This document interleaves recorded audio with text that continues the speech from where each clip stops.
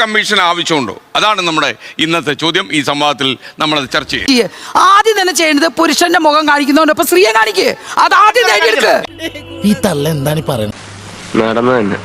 MeToo പോലുള്ള ക്യാമ്പയിനുകളുടെ ഒരു ത്രഷോൾഡിൽ എത്തുമ്പോഴുള്ള അതിന്റെ ഒരു പ്രശ്നം എന്ന് പറയുന്നത് നെയിമിംഗ് ആൻഡ് ഫെയിമിങ്ങിന് ഉപരിയായിട്ട് ഇതിൽ ജസ്റ്റിസ് കറക്റ്റ് ആയിട്ട് കിട്ടണമെങ്കിൽ ഇവരുടെ പ്രൈവസി, പ്രതിയുടെ പ്രൈവസിയും വിക്ടിമിന്റെ പ്രൈവസിയും ഒരുമിച്ച് സൂക്ഷിക്കാവുന്ന മെറ്റാ ഡാറ്റയെ എടാ ഭയങ്കര അത് കലക്കി അത് കലക്കി.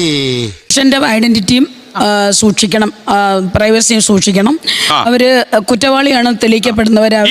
സംഘടന ഉണ്ടാക്കാൻ കാര്യം എന്തായിരുന്നു? അതിനിടയ്ക്കൊരു ചോദ്യം, ഇയാളെ തള്ളി നോക്ക. എന്റെ അനുഭവത്തിൽ നിന്ന് കുറെ അനുഭവങ്ങൾ എനിക്ക് ഇങ്ങനെ ഉണ്ടായി, കുറെ ആത്മഹത്യകൾ കണ്ടു. ഒരു അനുഭവം പറഞ്ഞാൽ എന്താണ് തമാശയാക്കാണ്?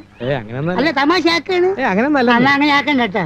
ഒരു സ്ത്രീയെ റൂമിൽ കയറ്റുകയാണെങ്കിൽ മസാല ദോശയും കുർബാനയും ചൊല്ലാനല്ലല്ലോ കൊച്ചുകുട്ടികൾക്ക് വരെ അറിയാം അല്ലേ? അപ്പം ഇതൊക്കെ അറിഞ്ഞിട്ടും ഇതിനൊക്കെ പോയിട്ട് പിന്നെയും അവൻ്റെ കൂടെ പോയിട്ട് എന്നെ പീഡിപ്പിച്ച് രണ്ടുപേരും അതിൻ്റെ ആയിട്ടുള്ള സുഖവും സന്തോഷവും അടുത്ത പ്രാവശ്യം അവനൊരു ലവ് കാണും, എന്തെങ്കിലും കാരണം കൊണ്ട് വിട്ടു.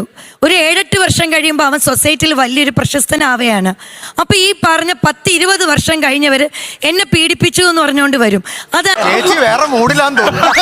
വ്യാജ പരാതി കൊടുത്ത സ്ത്രീ എന്നാണെങ്കിൽ 14 ദിവസം ഗസ്റ്റ് ഓഫ് ദി മജിസ്ട്രേറ്റ് കിടക്കട്ടെ.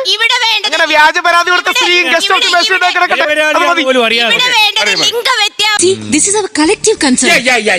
ില്ലാതെ അവകാശ സമത്വത്തിന് വേണ്ടിയുള്ള പോരാട്ടമാണ് വേണ്ടത്. കമ്മീഷനുകൾക്ക് കൊണ്ട് നിറഞ്ഞ് പിന്നെ ലൂപ്പ് ഹോൾ ഇട്ടിട്ട് ജനങ്ങളെ, പുരുഷനും സ്ത്രീയെ ശത്രുതയാക്കുന്ന വനിതാ കമ്മീഷൻ വേണ്ടേ? തലവേദന, ഞാനൊന്ന് കിടക്കട്ടെ. വീണ്ടും സന്ധിക്കവരേക്കും വണക്കം.